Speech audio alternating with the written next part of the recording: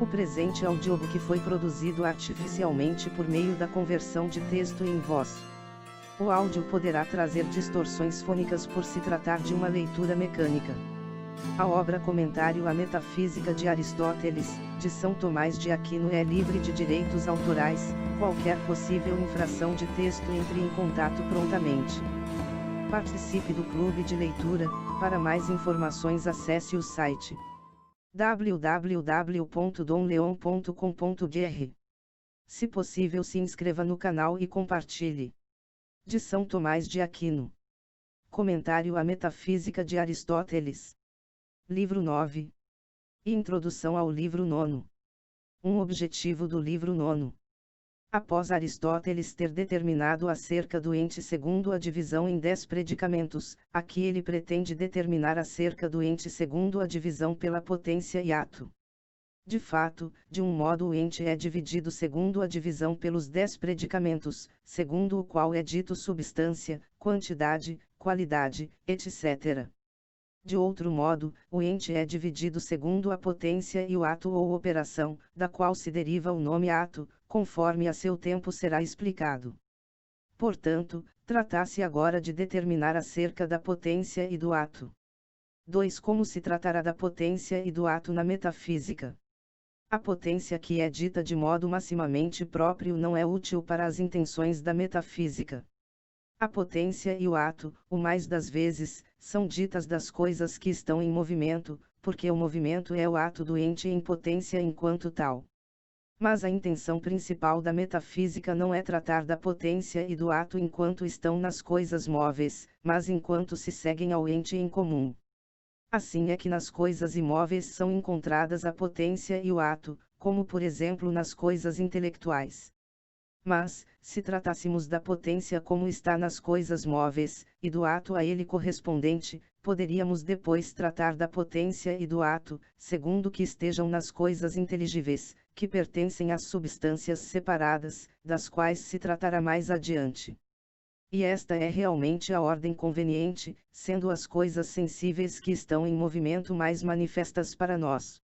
Por isso, através delas é que chegaremos ao conhecimento das coisas imóveis. 3. A divisão do livro 9. O objetivo do livro 9 é a determinação da potência e do ato. Este será dividido em 3 partes. Na primeira, determina-se a potência. Na segunda, determina-se o ato. Na terceira, faz-se a comparação do ato com a potência. Segunda. A determinação da potência. Índice. 1. De quantos modos a potência é dita. 2. O primeiro modo pelo qual a potência é dita. 3. O segundo modo pelo qual a potência é dita. 4. Comentário ao segundo modo pelo qual a potência é dita. 5. O terceiro modo pelo qual a potência é dita. 6. O quarto modo pelo qual a potência é dita. 7. O significado geral do nome impotência. 8. Os graus de impotência, tomada genericamente. 9. De quantos modos é dita a impotência. 10. Um modo em que a potência é dita metaforicamente. 11. Redução dos diversos modos de potência a um primeiro modo. 12. Redução dos modos de impotência a um primeiro modo. 13. Que a metafísica não trata dos modos de potência que são ditos por equivocação. 14. A metafísica trata dos modos de potência que são ditos por analogia. 15. Como as demais potências se reduzem por analogia à potência ativa. 16. Como a potência ativa e passiva pode e não pode ser una. 17. A diferença das potências segundo aquilo em que estão. 18. Expõe quais sejam as potências racionais. 19. A diferença entre as potências racionais e irracionais. 20. A causa da diferença entre as potências racionais e irracionais. 21. Uma posição errada dos antigos filósofos. 22. O que é ser em potência. 23. O que é ser em ato. 24. Quando o ato precede a potência no sujeito. 25. Como o ato precede a potência no sujeito. 26. O que é necessário colocar na razão ratio da potência. 27. A diferença entre as potências racionais e irracionais. 28. A causa da diferença colocada entre as potências racionais e irracionais. 29. O que se requer para que as potências racionais passem ao ato. 30. Levanta-se uma questão sobre a argumentação precedente. Segunda. A determinação da potência. De quantos modos a potência é dita. Devemos em seguida mostrar de quantos modos é dita a potência. Conforme o livro vê, a potência é dita de 4 modos. 2. O primeiro modo pelo qual a potência é dita. De um primeiro modo, é dito potência o princípio de movimento e de mutação em outro enquanto o outro. Este primeiro modo é o que se chama de potência ativa. Existe um certo princípio de mutação ou movimento naquilo que é mudado, que pode ser ou a própria matéria, ou algum princípio formal, ao qual se segue o movimento, como por exemplo a forma pesada ou leve se segue o movimento para baixo ou para cima. Não obstante, entretanto, ser sempre verdadeiro que tudo o que é movido por um outro, os princípios acima mencionados não podem ser ditos potência ativa. A potência que é dita segundo que seja princípio de movimento naquilo em que ocorre o movimento, como ocorre nos exemplos acima, não pode ser enquadrada na potência ativa, mas sim na passiva. A potência ativa do movimento está em outro que não aquele que é movido, assim como a potência edificativa não está no edificado, mas no edificante.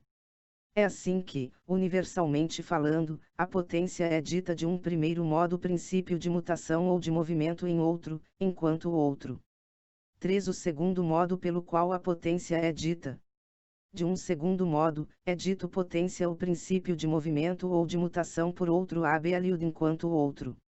Este segundo modo é o que se chama de potência passiva, segundo a qual o paciente algo padece.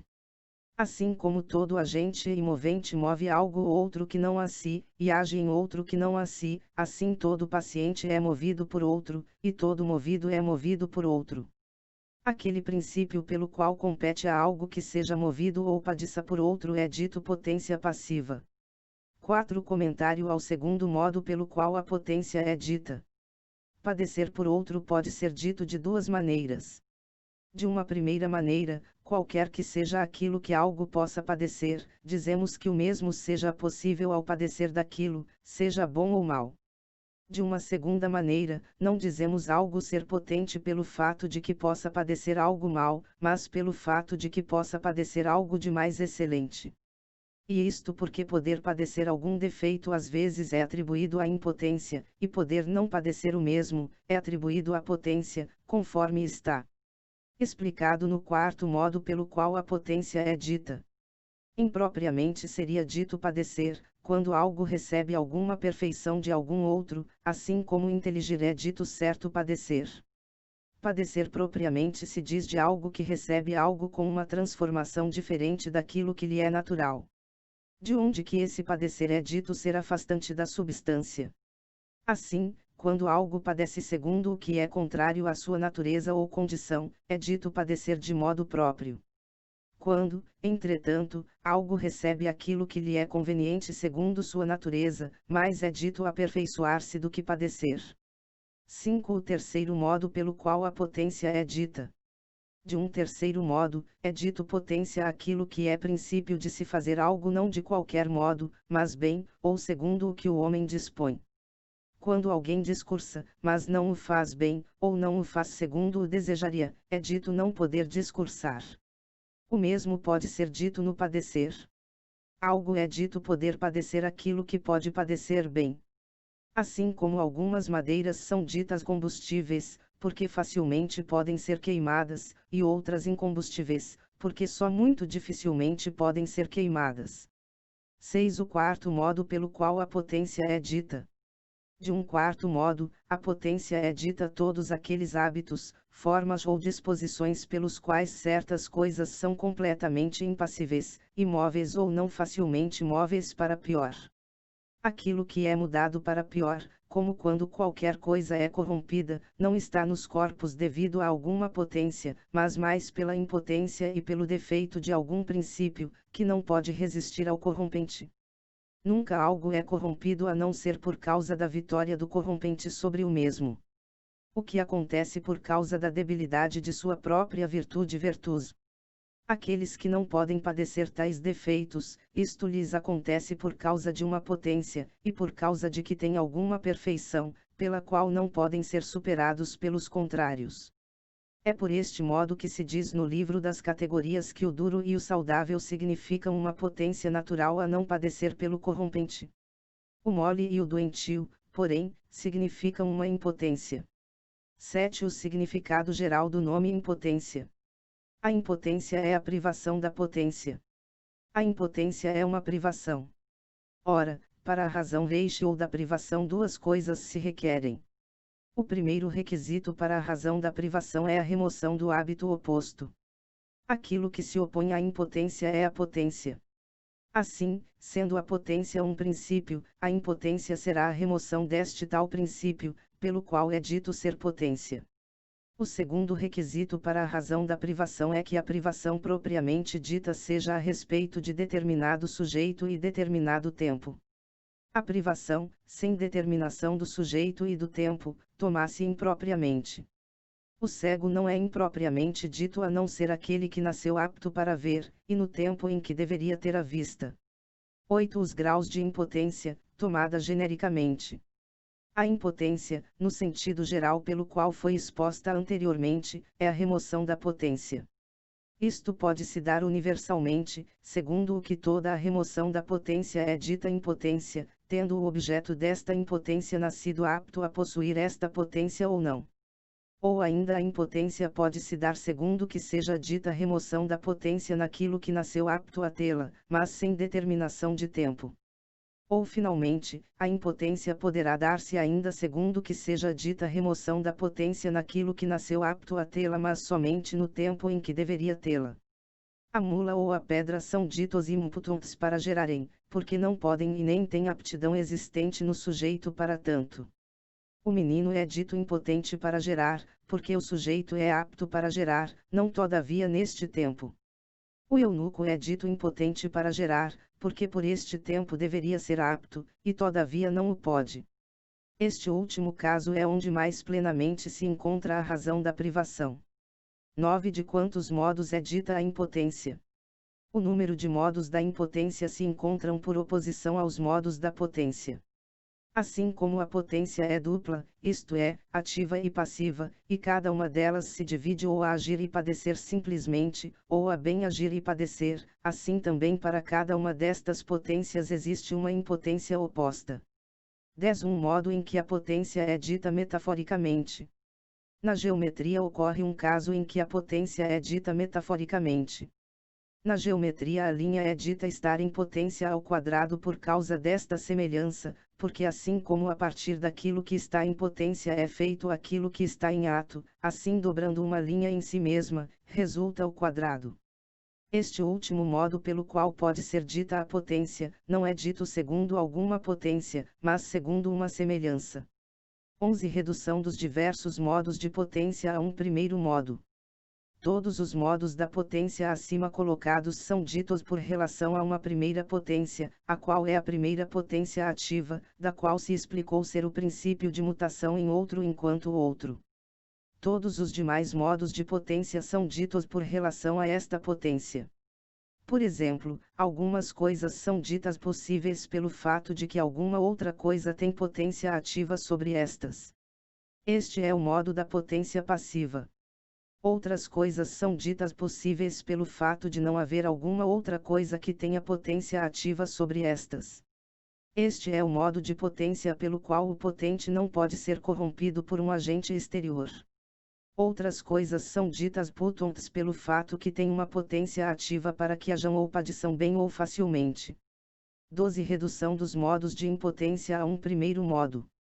Assim como todos os possíveis, que são ditos segundo alguma potência, são reduzidos a uma primeira potência, assim também todos os impossíveis, que são ditos segundo alguma impotência, são reduzidos a uma primeira impotência, que é a oposta à primeira potência.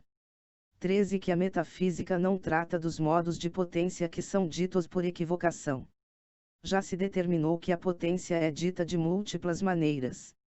Esta multiplicidade, porém, pode ser multiplicidade por equivocação ou multiplicidade por analogia.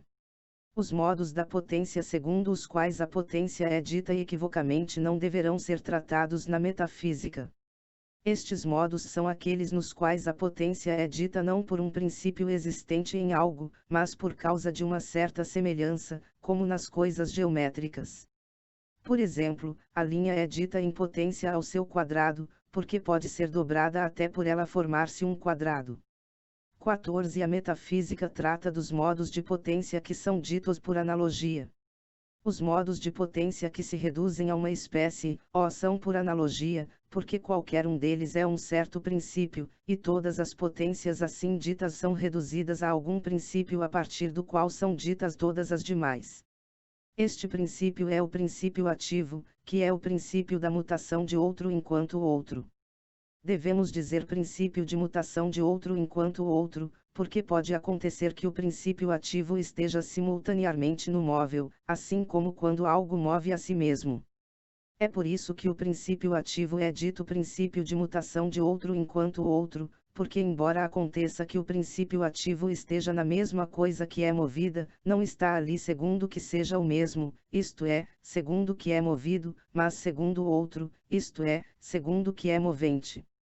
15. Como as demais potências se reduzem por analogia à potência ativa. O segundo modo pelo qual a potência é analogicamente dita é o modo da potência passiva. A potência passiva é o princípio pelo qual algo é movido por outro, enquanto o outro. Esta potência é reduzida à primeira potência ativa, porque a paixão é causada pelo agente. De um terceiro modo, a potência é dita de um certo hábito de impassibilidade daquilo que é para pior, ou seja, uma certa disposição pela qual algo não possa sofrer transmutação para pior. Isto significa que algo não possa padecer corrupção por outro enquanto o outro, a saber, por um princípio de transmutação que é princípio ativo. Destes dois modos de potência, um é dito potência por causa de um princípio pelo qual algo pode não padecer. O outro é dito potência por causa de um princípio pelo qual algo pode padecer. De onde se segue que como a paixão depende da ação, é necessário que na definição de ambos estes modos de potência seja colocada a definição de potência primeira, que é a ativa. E assim estes dois modos de potência são reduzidos ao primeiro, a saber, a potência ativa, como a um anterior. De um quarto modo a potência é dita não somente por uma ordenação ao fazer e padecer, mas por uma ordenação ao que é bem em ambos. Assim como quando dizemos que algo tem potência para caminhar, não porque possa caminhar de qualquer modo, mas porque pode caminhar bem. Da mesma maneira, dizemos que uma madeira é combustível quando pode ser facilmente queimada. A madeira, porém, que não pode ser facilmente queimada, é dita incombustível. De onde fica manifesto que nas definições destas potências, que são ditas em relação ao bem agir e padecer, se incluem as razões das potências primeiras, que são ditas simplesmente em relação ao agir ou padecer, assim como no bem agir se inclui o agir, e no bem padecer, o padecer. Daqui se conclui que todos estes modos de potência se reduzem a um primeiro, que é a potência ativa. E assim fica patente que esta multiplicidade não é segundo equivocação, mas segundo analogia. 16. Como a potência ativa e passiva pode e não pode ser una. A potência ativa e passiva de uma certa maneira são uma só potência, e de uma certa maneira não são uma só potência. A potência ativa e passiva são uma só potência, se considera a ordem de uma a outra. De algo pode ser dito que tem potência a padecer, ou porque este algo tem per si potência para que padeça, ou porque alguma outra coisa tem a potência a que outro padeça por sua causa. Neste modo a potência ativa e potência passiva são o mesmo, pelo fato de que algo tem potência ativa, tem potência para que outro padeça por sua causa. A potência ativa e passiva não serão uma só potência, se elas forem consideradas segundo o sujeito nos quais estão. De fato, a potência passiva está no paciente, porque o paciente padece por causa de algum princípio nele existente, e tal princípio é a matéria. A potência ativa, porém, está no agente, como o calor no calefativo, e a arte edificativa no edificante. E é manifesto que a potência ativa e passiva estão em diversos, porque nada padece por si mesmo, a não ser por acidente, como quando o médico cura a si mesmo, não enquanto médico, mas enquanto enfermo. 17. A diferença das potências segundo aquilo em que estão. Sendo as potências certos princípios do agir e do padecer, alguns destes princípios estão nas coisas inanimadas, outros estão nas coisas animadas. Como as coisas animadas se compõem de corpo e de alma, algumas destas potências estarão no corpo e outras na alma. As potências que estão nos corpos dos seres animados não diferem das potências que estão nos seres inanimados. Já quanto aos princípios do agir que estão na alma, manifestamente diferem daqueles que estão nas coisas inanimadas. Das potências que estão na alma, algumas não diferem muito no agir e no padecer das coisas inanimadas, por operarem pelo instinto da natureza. Estas são as potências da parte nutritiva e sensitiva da alma, que operam pelo impulso da natureza. Já as potências da alma diferem marcadamente das coisas inanimadas. São as potências da parte racional da alma, que é a única que é senhora de seus atos. Portanto, são os princípios dos seres animados que estão na parte racional da alma que principalmente diferem dos princípios dos seres inanimados. Daqui se conclui que das potências da alma, algumas são irracionais, outras são racionais. 18. Expõe quais sejam as potências racionais.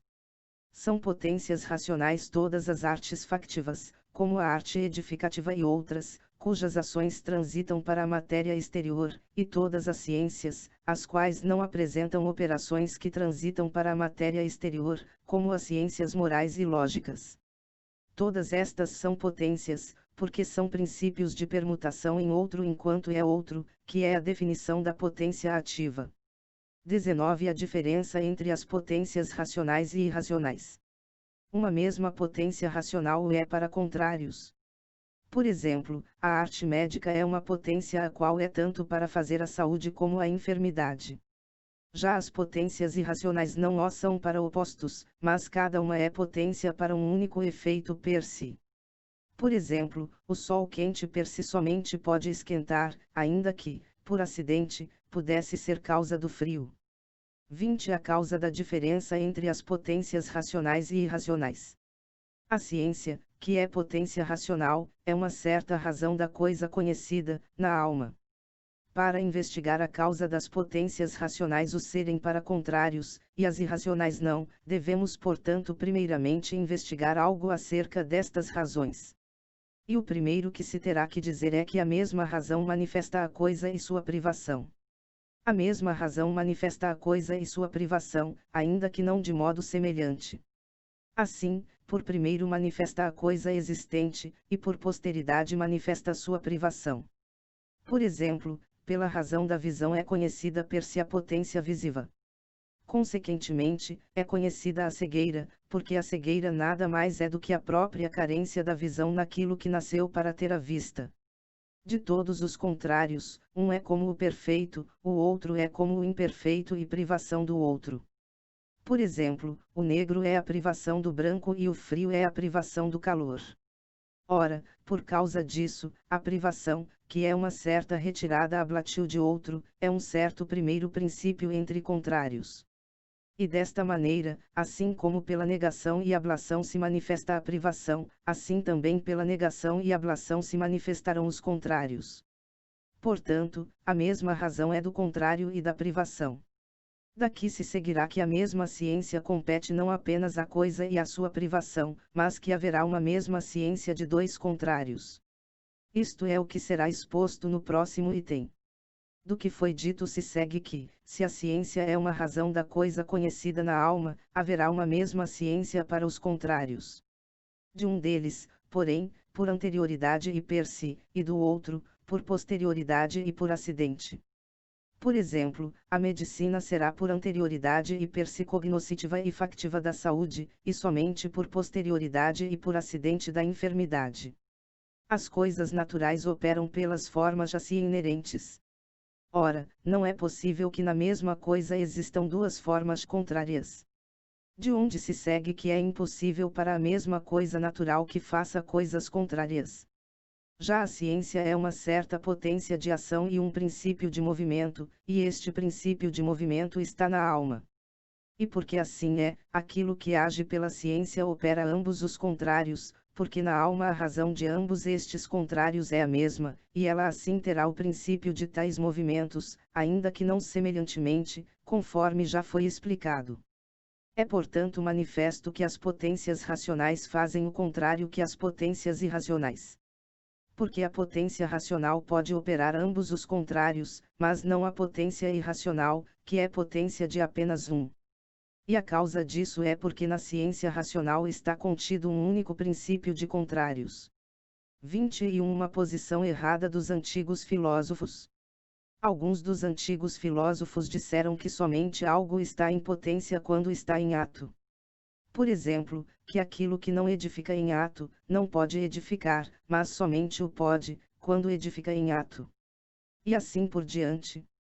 Aristóteles comenta, quanto a esta posição, o que se segue. O primeiro inconveniente desta posição pode ser manifestado considerando que ser edificante é ter potência para edificar. Ora, se nada tem potência para fazer, a não ser quando faz, não existe o edificador a não ser quando edifica. E de modo semelhante ocorrerá com as demais artes, porque todas as artes são potências, conforme já ficou explicado. Segue-se, portanto, que ninguém possuirá alguma arte, a não ser quando opera segundo a mesma.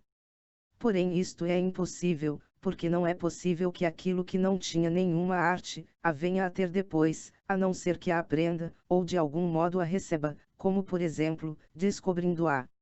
O segundo inconveniente procede das potências irracionais que está nas coisas inanimadas, como o quente e o frio, o doce e o amargo, e outras assim.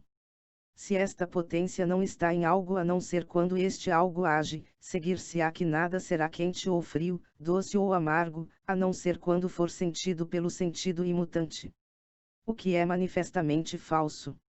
O terceiro inconveniente à posição precedente consiste em que o sentido é uma certa potência. Se, portanto, a potência não é sem o ato, seguir-se-ia que alguém não teria sentidos a não ser quando estivesse sentindo, como ocorreria com a vista e o ouvido. Mas aquilo que não tem vista, tendo nascido para tê-la, é cego. Assim, portanto, alguém seria no mesmo dia frequentemente surdo e cego, o que é manifestamente falso. O quarto inconveniente à posição precedente está em que para aquilo que carece de potência, a ação é impossível. Se, portanto, as coisas não têm potência a não ser quando agem, segue-se que quando algo não age, torna-se impossível para o mesmo agir. Desta maneira, esta potência remove o movimento e a geração. Podemos concluir, portanto, que se os preditos inconvenientes não podem ser concedidos, torna-se manifesto que a potência e o ato são diversos.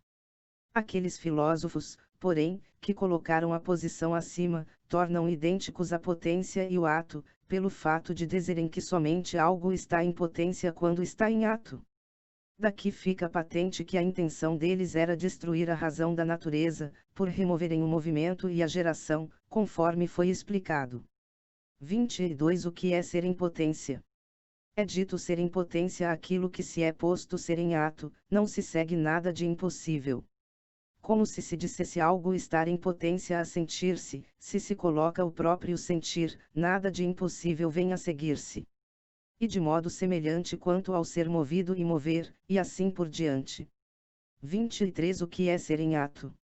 O nome ato é colocado a significar perfeição, a saber, a forma, e a origem deste vocábulo provém principalmente do movimento.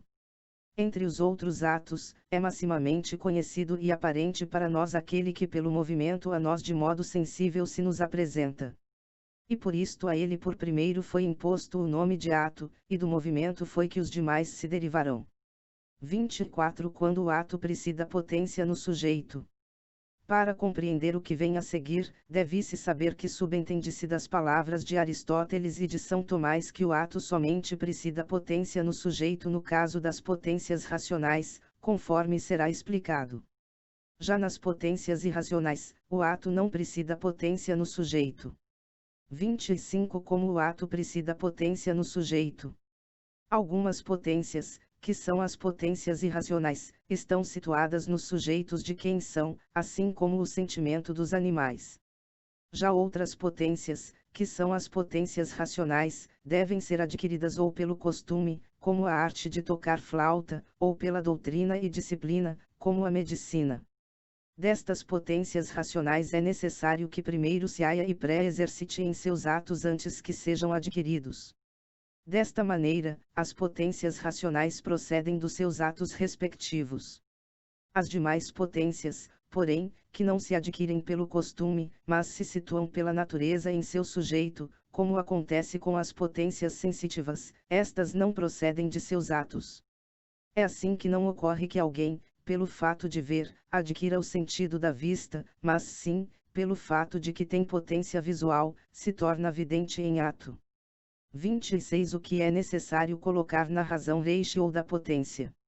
Na razão da potência é necessário considerar muitas coisas.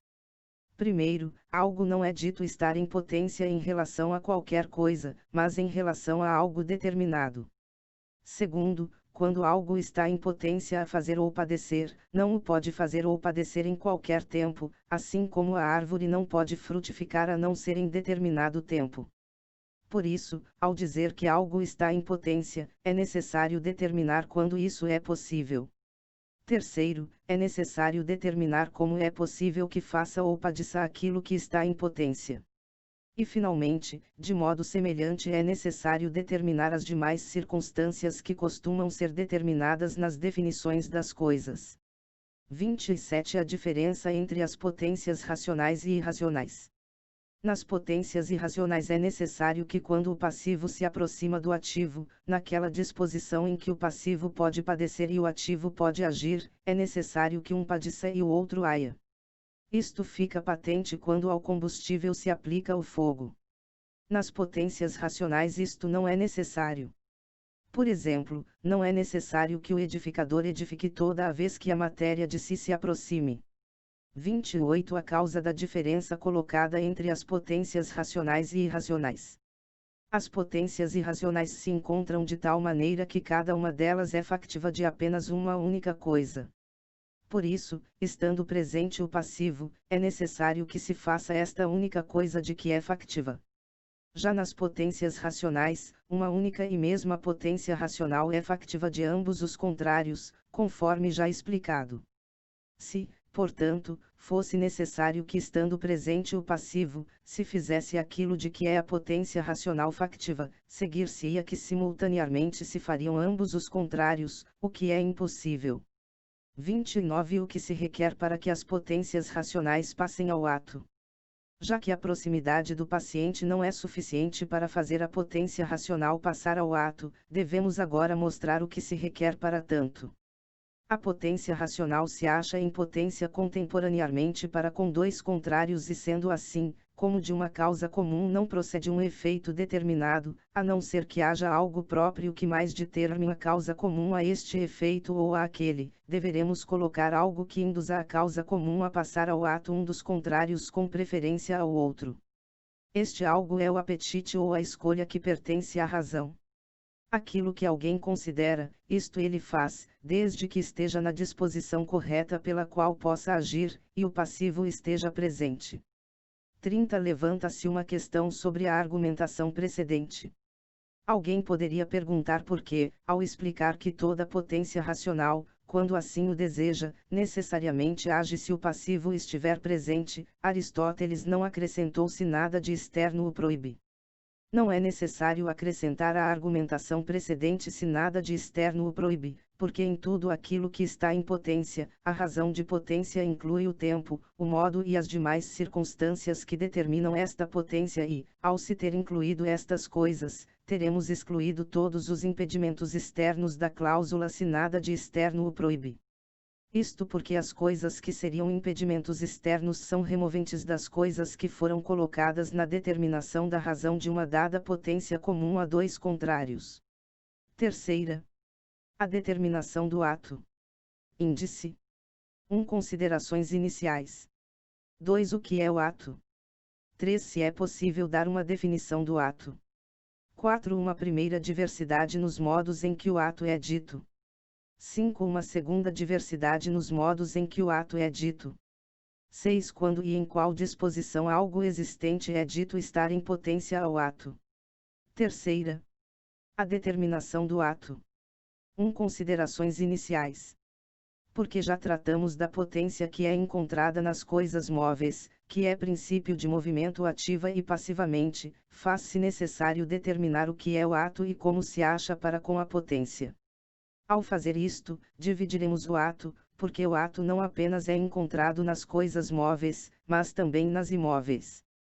Com isto, simultaneamente manifestaremos também a potência, porque a potência é dita por relação ao ato. Ora, se é assim, a potência não será dita somente daquilo que nasceu para mover ativamente, ou ser movido por outro passivamente, ou algum certo modo segundo o qual a potência é dita em relação àquilo que é bem agir ou padecer. Além destes, a potência será dita de outro modo segundo uma ordenação ao ato que é sem movimento.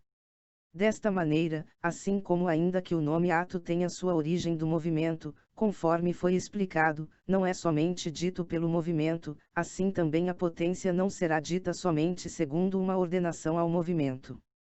2. O que é o ato? O ato é quando a coisa é, não todavia assim como quando é em potência. Dizemos na madeira existir a imagem de Mercúrio em potência, e não em ato, antes que a madeira seja esculpida. Mas se a madeira for esculpida, então a imagem de Mercúrio é dita ser em ato na madeira. Acontece de modo semelhante com a parte de algum todo contínuo.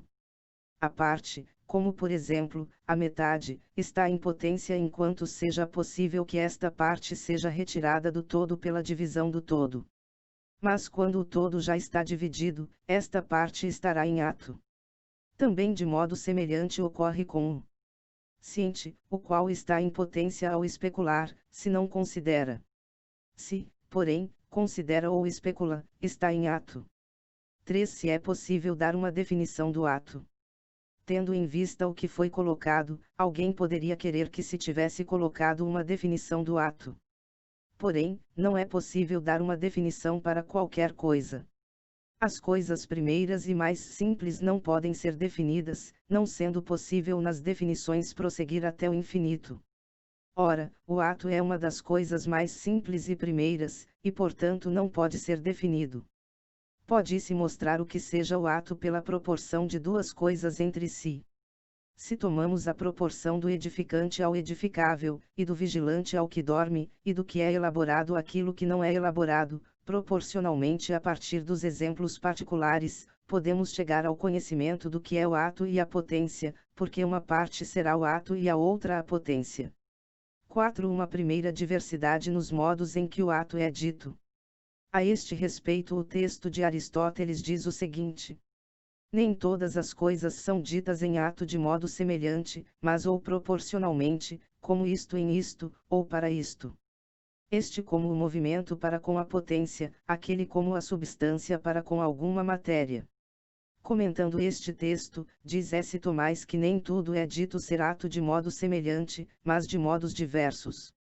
Uma primeira diversidade está em que o ato é dito ou ato ou operação. Ora, como os atos são conhecidos através das proporções de duas coisas entre si, esta primeira diversidade pode ser considerada através de diversas proporções. Como o ato é dito ato, este modo de dizer o ato pode ser conhecido tomando a proporção como isto está nisto, assim isto está nisto. Por exemplo, assim como a vista está no olho, assim o sentido do ouvido está no órgão do ouvido. A comparação da forma, colocada no texto de Aristóteles pela palavra substância, a matéria é tomada segundo esta proporção. Como o ato é dito operação, o outro modo de dizer o ato pode ser conhecido tomando a proporção assim como isto se acha para com isto, assim isto se acha para com isto. Por exemplo, assim como a vista se acha para com ver, assim o ouvido para com ouvir. A comparação do movimento à potência motiva, ou de qualquer operação à potência operativa é tomada segundo este modo de proporção. 5. Uma segunda diversidade nos modos em que o ato é dito. O infinito, o vazio e quaisquer outros tais são ditos estarem em potência e ato de um modo diverso do que em muitos outros entes, tais como o vidente, o caminhante e o visível. A potência e o ato são ditos do vidente, do caminhante e do visível, do seguinte modo. A estas coisas convém às vezes simplesmente estar ou em potência apenas, ou em ato apenas, assim como o visível apenas em ato, quando vê, e apenas em potência, quando pode ver e não vê. A potência e o ato são ditas do infinito e do vazio do seguinte modo. O infinito não é dito em potência, de tal maneira que possa vir a ser apenas em ato. No infinito, o ato e a potência são distinguidos pela razão. Por exemplo, no infinito segundo a divisão, o ato é dito ser simultaneamente com a potência, pelo fato de que nunca lhe falta a potência a ser dividido, e quando é dividido em ato, ainda é ulteriormente divisível em potência.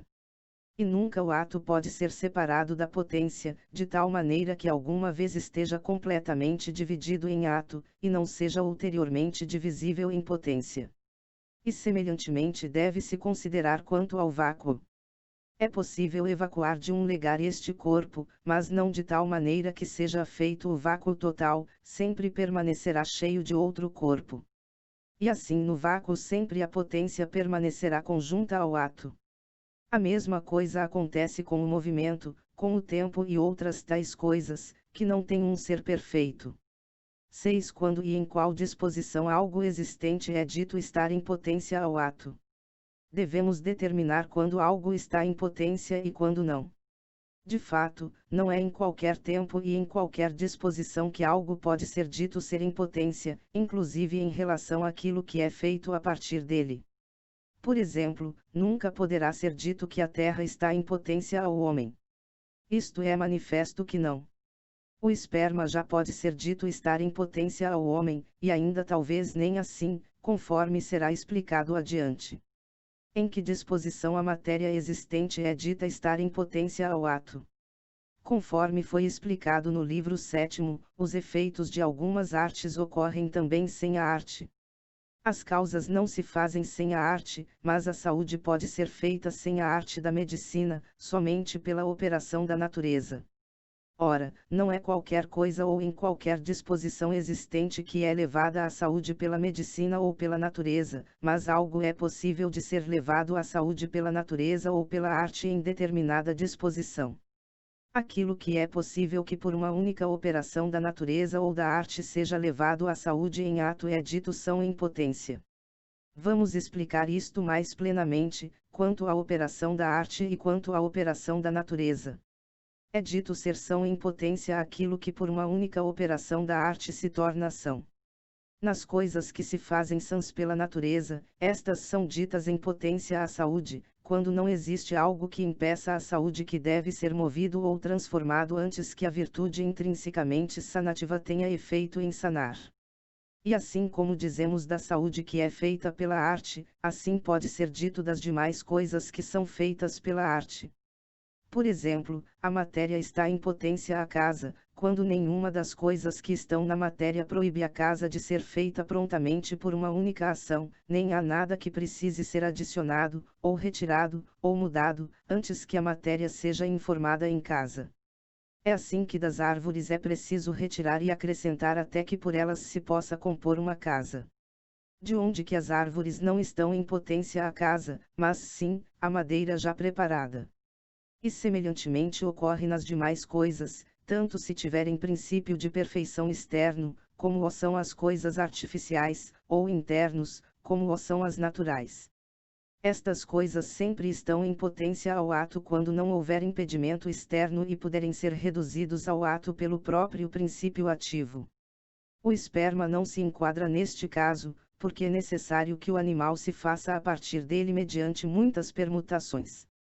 Mas, quando já pelo próprio princípio ativo possa ser feito existente em ato, então a coisa já está em potência. Aquelas coisas que é necessário serem transmutadas antes que sejam prontamente reduzíveis ao ato, necessitam de outro princípio ativo, a saber um princípio preparante da matéria, que é outro que não o perficiente, que induz à última forma. Assim fica patente que a Terra não está em potência à estátua, porque nem por uma ação e nem por um agente é reduzido ao ato, mas primeiramente pela natureza deve ser transmutada e tornada cobre, e depois então pela arte será feita a estátua. Quarta, a comparação do ato para com a potência segundo a anterioridade e a posterioridade. Índice: de quantos modos o ato e a potência podem ser mutuamente comparados quanto à anterioridade e posterioridade. 2. Que o ato é anterior à potência segundo a razão. 3. Quando o ato é anterior à potência no tempo, e quando não é. 4. A ordenação do ato e da potência segundo o tempo nas potências racionais. 5. Objeção contra o ato preceder a potência nas potências racionais. 6. Que o ato é anterior à potência segundo a substância. 7. Que o ato é o fim da potência. 8. Esclarecimento a respeito de possíveis dúvidas quanto ao ato ser fim da potência. 9. Uma segunda maneira de se mostrar que o ato é anterior à potência segundo a substância. 10. Que tudo o que está em potência é corruptível, simplesmente ou segundo algo. 11. Que nenhum ser eterno está em potência. 12. Uma terceira maneira de se mostrar que o ato é anterior à potência segundo a substância.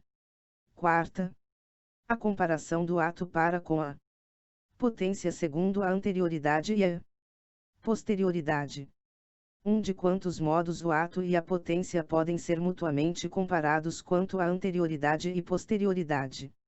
Segundo foi afirmado no livro V, a anterioridade e a posterioridade se dizem de três maneiras, segundo o tempo, a razão e a substância. Desta maneira, o ato poderá ser anterior à potência de diversos modos. De fato, o ato é anterior à potência pela razão, e pela substância. Quanto ao tempo, de um certo modo o será, e de outro modo não o será. Desta maneira, primeiramente iremos mostrar como o ato é anterior à potência segundo a razão. Segundo, como o ato é anterior à potência segundo o tempo, e como não. Terceiro, como é anterior segundo a substância. 2. Que o ato é anterior à potência segundo a razão. Aquilo pelo qual algo é necessariamente definido é anterior a este algo pela razão. Por exemplo, o animal é anterior ao homem e o sujeito ao acidente. Ora, a potência não pode ser definida a não ser pelo ato, porque a primeira razão da potência consiste em que lhe convém agir ou ser em ato. Portanto, é necessário que a razão do ato preceda a razão da potência, e a notícia do ato preceda a notícia da potência. E é por causa disso que Aristóteles, ao manifestar a potência, a definiu pelo ato. O ato, porém, não o pôde definir por algo, mas somente o pôde mostrar indutivamente. 3. Quando o ato é anterior à potência no tempo, e quando não é. No mesmo segundo a espécie, o ato é anterior à potência no tempo, de modo que o agente, ou ente em ato, é anterior à potência, que no caso é o paciente. No mesmo segundo o número, o ato é posterior à potência no tempo. Se tomarmos este homem que já é homem em ato, ele terá sido antes, segundo o tempo, matéria, a qual era o homem em potência. Porém, houve algo existente em ato, anterior segundo o tempo a este existente em potência, que é o agente, pelo qual o existente em potência foi reduzido ao ato. De onde que o homem em potência se torna homem em ato pelo homem generante, que está em ato. E assim sempre há algum movente em ato que é anterior segundo o tempo àquilo que está em potência.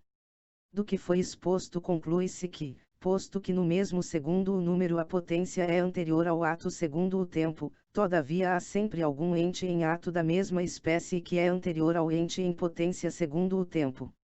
4. A ordenação do ato e da potência segundo o tempo nas potências racionais. Nas potências racionais o ato precede a potência no mesmo segundo o número. Foi explicado acima que há algumas potências operativas que se adquirem pelo costume ou pela disciplina. A respeito destas, deve-se dizer que nelas não somente o ato precede a potência na espécie, mas também no mesmo segundo o número o ato precede a potência. E isto acontece, conforme explicado, porque é impossível que alguém se torne edificador se antes não tiver edificado. Por onde fica manifesto que é impossível existirem três potências, a não ser que antes tenha existido no mesmo indivíduo segundo o número os seus atos actions. 5. Objeção contra o ato preceder a potência nas potências racionais.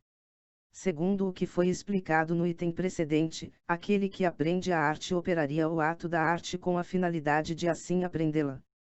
Mas aquele que está aprendendo uma arte ainda não possui esta arte. Portanto, daqui parece seguir-se o paradoxo de que aquele que não possui a ciência nem a arte faria aquilo que é próprio da ciência ou da arte. A esta objeção pode responder-se que no livro sexto da Física foi demonstrado que o estar em movimento precede todo mover-se. Isto acontece por causa da divisão do movimento. E por isso, qualquer que seja o que é movido, já quanto a algo terá sido movido. E pela mesma razão, qualquer que seja o que se faça, já quanto a algo terá sido feito. E porque aquilo que se faz quanto a algo já está feito, poderá ter alguma operação daquilo que teria ao se ter terminado a ação sobre ele. Por exemplo, aquilo que está se esquentando pode de algum modo esquentar, posto que não perfeitamente como aquilo que já está quente. E assim, como aprender significa fazer-se ciente, é necessário que o discente já tenha algo da ciência e da arte. Não pode, porém, usar delas perfeitamente, como aquele que já possui a arte. 6. Que o ato é anterior à potência segundo a substância. O nome substância costuma significar a forma, pela qual algo é perfeito. Ora, as coisas que são posteriores segundo a geração são anteriores segundo a perfeição, porque a geração sempre procede do imperfeito ao perfeito. Assim, sendo o ato, na mesma coisa segundo o número, posterior na geração e no tempo, segue-se que o ato será o anterior à potência segundo a substância. 7. Que o ato é o fim da potência. Vamos mostrar que o ato é o fim da potência mostrando como é assim em cada um dos três casos possíveis em que isso pode se dar, nas potências ativas naturais, nas potências racionais, nas potências passivas. Que o ato é o fim da potência nas potências ativas naturais, isso é manifesto porque os animais não veem para que tenham potência visiva, mas mais têm potência visiva para que vejam. Que o ato é o fim da potência nas potências racionais pode ser compreendido considerando que os homens têm potência de edificar para que edifiquem, e têm potência especulativa para que especulem. Eles não especulam para que tenham a ciência técnica, a não ser que estejam aprendendo, quando então o fazem para que a adquiram. Porém, neste caso, não especulam de um modo perfeito, mas apenas de um certo modo e imperfeitamente, porque o especular não é devido a alguma indigência, mas ao uso da ciência já adquirida. E este não é o caso dos aprendizes, porque as suas especulações são devido à indigência, e à sua necessidade de adquirir ciência. Que o ato é o fim da potência nas potências passivas pode ser entendido considerando que a matéria está em potência até que venha a forma, quando então está em ato. Assim é em todas as coisas que se movem por causa de um fim. Desta maneira, a natureza alcança o seu fim, quando alcança o ato. Por onde fica manifesto que o ato é o fim do movimento natural. 8. Esclarecimento a respeito de possíveis dúvidas quanto ao ato ser fim da potência.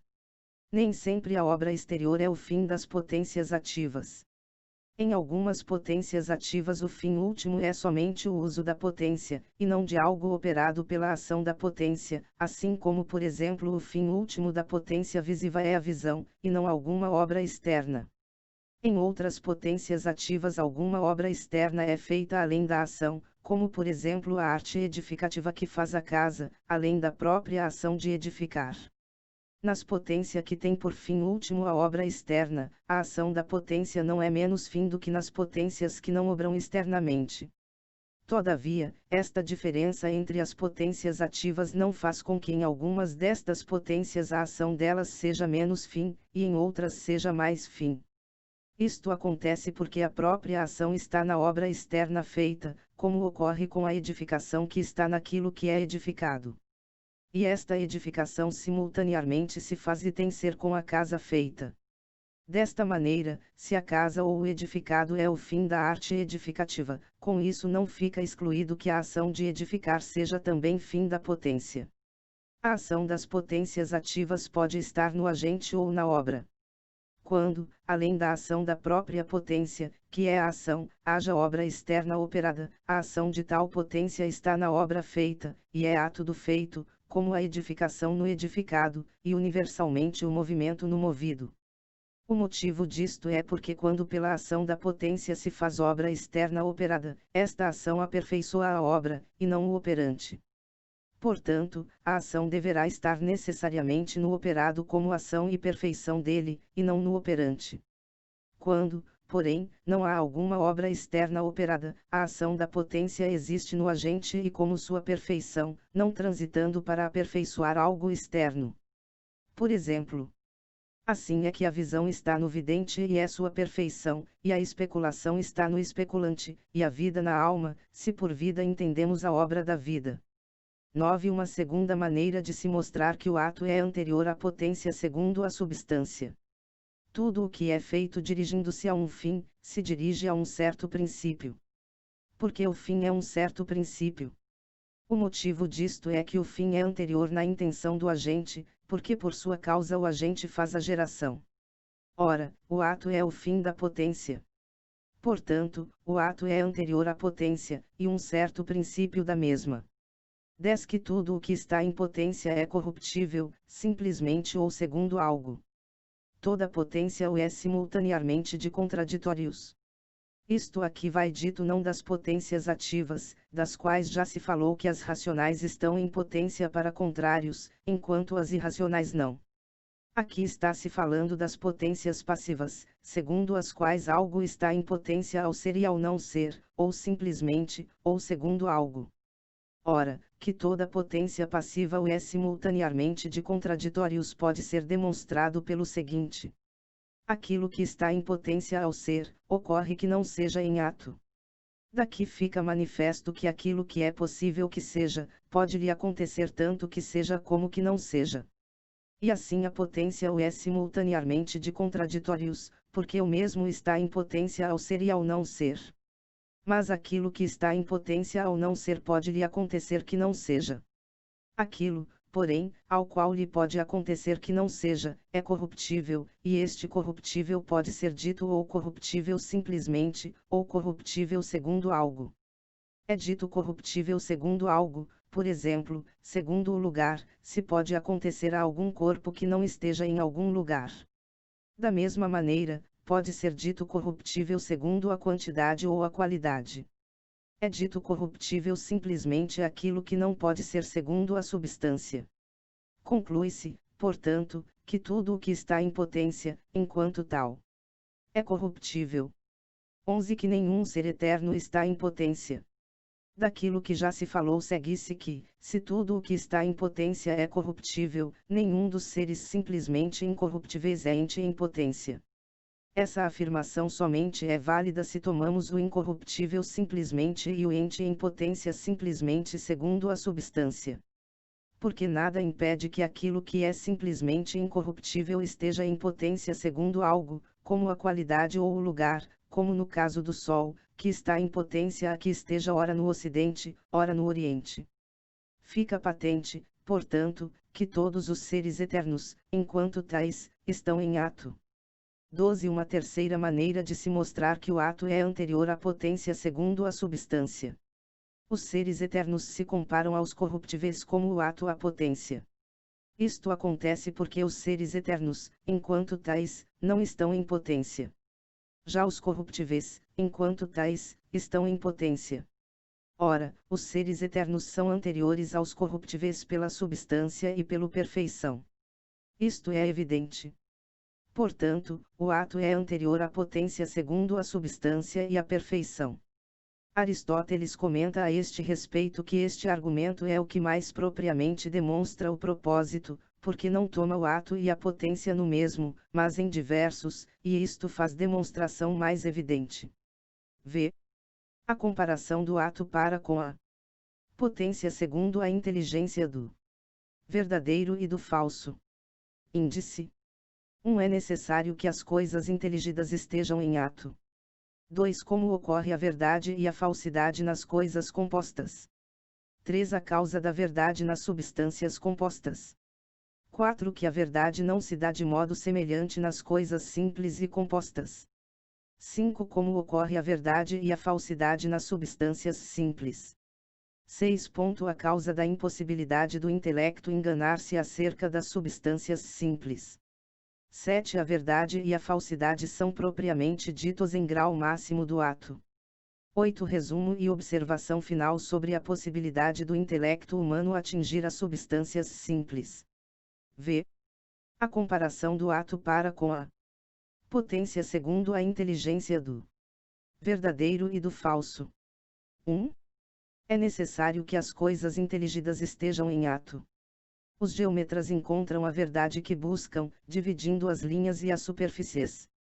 Esta divisão reduz ao ato o que estava em potência, porque as partes do contínuo estão em potência no todo antes da divisão. Se, porém, tudo já estivesse dividido segundo o que requer o achado da verdade, as conclusões buscadas seriam manifestas. Mas como no primeiro desenho da figura, tais divisões estão em potência, por causa disso não fica manifesto aquilo que se busca. Como exemplo, vamos descobrir se a soma dos três ângulos de um triângulo é sempre igual a 2 retos. Para descobrir isto, supomos um triângulo qualquer ABC, conforme mostrado na primeira figura, apoiado pela base AC e tendo como vértice superior o ponto B. Alongamos a base AC até um ponto exterior D à direita do triângulo, alongamos BC até um ponto exterior I, abaixo do triângulo, e traçamos uma paralela a AB passando pelo ponto C, conforme mostrado na segunda figura, desde um ponto F inferior até um ponto G superior. O ângulo GCD é igual ao ângulo BAC. O ângulo ABC é igual ao ângulo FC, que por sua vez é igual ao ângulo BCG, com o que o ângulo ABC será igual ao ângulo BCG. Ora, como pode ser visto na figura, ACB mais BCG mais GCD igual a ACB mais CBA mais BAC igual 180 graus. Assim, descobrimos que a soma dos três ângulos de um triângulo qualquer é sempre igual a 2 retos.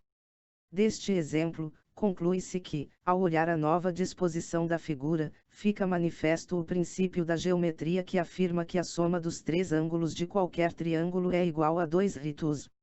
Assim Aristóteles conclui ser evidente que, quando algo é reduzido da potência ao ato, então é que a verdade dele é encontrada.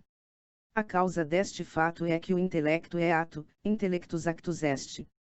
E por isso, as coisas que são entendidas, é necessário que estejam em ato. E é também por causa disso que a potência é conhecida pelo ato. 2. Como ocorre a verdade e a falsidade nas coisas compostas. Ser verdadeiro ou falso nas coisas compostas, nada mais é do que ser composto e ser dividido. Por exemplo, quem considera ser dividido o que é dividido nas coisas, é verdadeiro na sua opinião. Este é o caso de quem considera o homem não ser asno.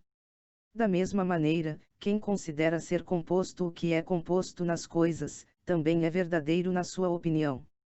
Este é o caso de quem considera o homem ser animal.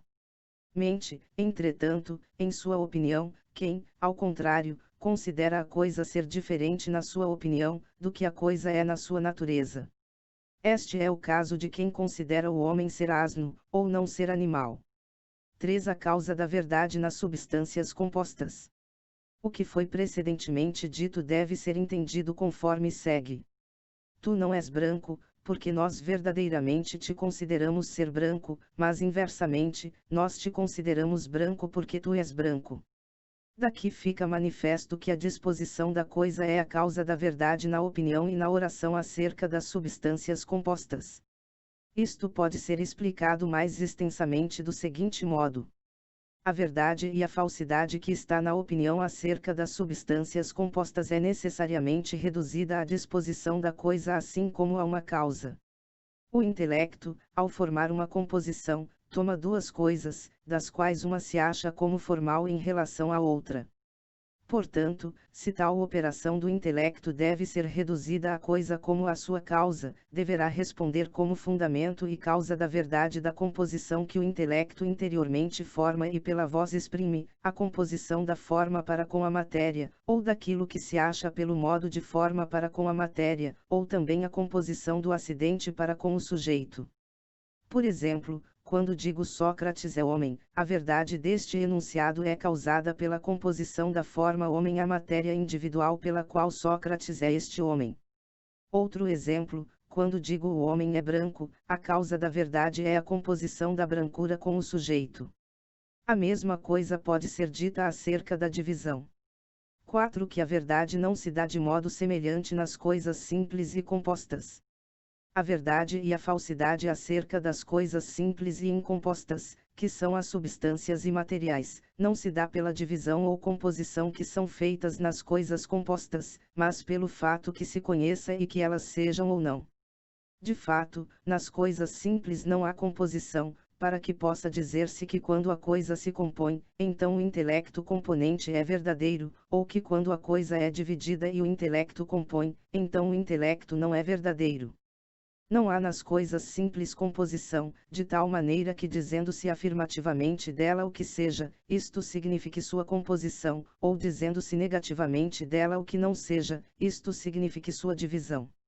Assim fica patente que o verdadeiro e o falso nas coisas simples não é semelhante ao das coisas compostas. O que não é para se admirar, porque também o ser não é semelhante em ambos. O ser dos compostos surge dos componentes, não porém o ser dos simples. Ora, o vero segue o ente, porque, conforme foi explicado no livro 2º, a mesma é a disposição da coisa no ser e na verdade. De onde que se segue que os que não são semelhantes no ser, não serão semelhantes na verdade. 5. Como ocorre a verdade e a falsidade nas substâncias simples? A verdade, nas substâncias simples, consiste em que a mente atinja a própria substância simples, apreendendo sua essência, e dizendo, isto é, significante pela voz o próprio simples. Este dizer aqui deve ser entendido não como uma predicação afirmativa feita mediante composição. De fato, uma afirmação e um dito não são a mesma coisa. A afirmação é feita mediante algo que é dito de algo, a qual é, portanto, com composição. Um dito é uma simples extensão prolatil de algo. Assim, portanto, atingir o dizer é a verdade. Mas a mente não atingir o simples, isto é ignorá-lo completamente. Quem que quer não atinja a essência da coisa simples, a ignora completamente. De fato, não havendo a composição nela, não pode saber algo dela e ignorar outra coisa da mesma. Deve-se compreender, porém, que atingir e dizer a coisa simples é a verdade acerca delas. Não atingi-las, entretanto, não é falsidade ou enganar-se, mas apenas ignorá-las. 6. A causa da impossibilidade do intelecto enganar-se acerca das substâncias simples. De acordo com o que foi dito, nas substâncias simples a verdade consiste na mente atingi-las ou dizê-las. Não atingi-las, porém, não é o falso ou enganar-se, mas sim ignorá-las, e a causa disto está em que o intelecto não pode enganar-se acerca da essência, a não ser por acidente. Conforme está explicado nos livros 7º e 8º, nas substâncias simples a coisa e a essência são idênticas. Ora, acerca da essência o intelecto não pode enganar-se, a não ser por acidente, ou o intelecto atinge a essência e então verdadeiramente conhece o que é a coisa, ou não a atinge, e assim não apreende a própria coisa. Desta maneira, acerca das substâncias simples não poderá enganar-se. Isto acontece por causa daquilo que Aristóteles afirma no livro 3º do De Anima, que assim como o sentido acerca dos seus objetos próprios sempre é verdadeiro, assim o é também o intelecto acerca da essência, como acerca de seu objeto próprio. E que o intelecto acerca da essência não se engana, não ocorre somente nas substâncias simples, mas também nas compostas. Pode, porém, enganar-se por acidente. O intelecto, porém, pode enganar-se por acidente, acerca da essência das substâncias compostas e devemos agora considerar como o intelecto pode enganar-se por acidente acerca da essência. Somente é possível enganar-se acerca da essência por composição ou divisão, e isto, nas substâncias compostas, pode acontecer de duas maneiras distintas. Pela primeira maneira, pela composição da definição à coisa definida. Este é o caso, por exemplo, de alguém que diz que o asno é um animal racional mortal, ou o homem não é um animal racional mortal. Em ambos estes casos há falsidade. Pela segunda maneira, quando a definição é constituída de partes que não são mutuamente componíveis. Este seria o caso de alguém que definisse o homem como animal insensível. Na segunda maneira de enganar-se, a falsidade é dita per si. Já na primeira maneira, a definição é dita falsa porque a definição posta não é correspondente ao sujeito.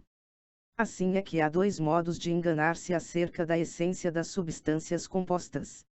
Nas substâncias simples, porém, somente pode haver engano a respeito da essência delas pelo primeiro destes dois modos, porque na essência delas não há composição, a respeito de cuja composição ou divisão possa ocorrer engano. 7. A verdade e a falsidade são propriamente ditos em grau máximo do ato. Nosso propósito, na argumentação precedente, foi o seguinte: o ente e o não ente que a ele se opõem podem ser divididos de duas maneiras, pela primeira, segundo os 10 predicamentos, e pela segunda, pelo ato e pela potência. Ora, é aquilo que está em ato que em grau máximo pode ser propriamente dito verdadeiro ou falso. Assim, toda a argumentação precedente visa mostrar que o vero mais está em ato do que em potência. Isto pode ser mostrado, pelo fato que a verdade, nos compostos, diz respeito à composição e à divisão, que designam o ato. A verdade também diz respeito ao ato nas substâncias simples. Todas as substâncias simples são entes em ato, e nunca entes em potência. E isto porque, se às vezes estivessem em ato, e às vezes em potência, se gerariam e corromperiam. E por isso, porque a verdade maximamente diz respeito ao ato, em tudo aquilo que está somente em ato e que, por serem quantidades e forma, são aquilo que é algo verdadeiramente, a respeito delas não pode haver engano ou existir falsidade. Deles se faz necessário que, ou sejam entendidos, se pela mente são atingidos, ou sejam inteiramente não entendidos, se pela mente não são atingidos. Embora nas coisas simples não seja possível enganar-se per si, pode acontecer que nelas ocorra um engano por acidente, ao se inquirir delas a sua essência, isto é, se são tais ou não. Por exemplo, se alguém, buscando saber de alguma substância simples, se é fogo ou substância corpórea, chegasse à conclusão que lhe deva atribuir uma substância corpórea, ocorrerá uma falsidade por acidente por causa de composição. 8. Resumo e observação final sobre a possibilidade do intelecto humano atingir as substâncias simples. A verdade e a falsidade são ditas de um primeiro modo nas coisas compostas, a saber, verdade se o intelecto compõe aquilo que na coisa se compõe, e falsidade se o intelecto compõe aquilo que na coisa não se compõe. De um segundo modo, nas coisas simples, a verdade consiste em que aquilo que é verdadeiramente ente, isto é, que é a própria essência, é assim conforme inteligido. Em caso contrário, porém, não ocorrerá falsidade nem engano, mas apenas ignorância. Porque se o intelecto não atinge a essência das coisas simples, ignorará por completo a esta coisa.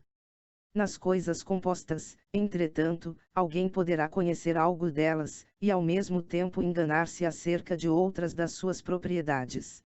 Aristóteles acrescenta de que tipo de ignorância está tratando, ao dizer que esta ignorância não é uma privação como a cegueira, que é a privação da potência visiva. Esta ignorância seria semelhante à cegueira, se alguém não tivesse força intelectiva para atingir as substâncias simples. De onde fica patente que, segundo a sentença de Aristóteles, o intelecto humano pode chegar a inteligir as substâncias simples. Esta questão tinha ficado em aberto no terceiro livro do De Anima.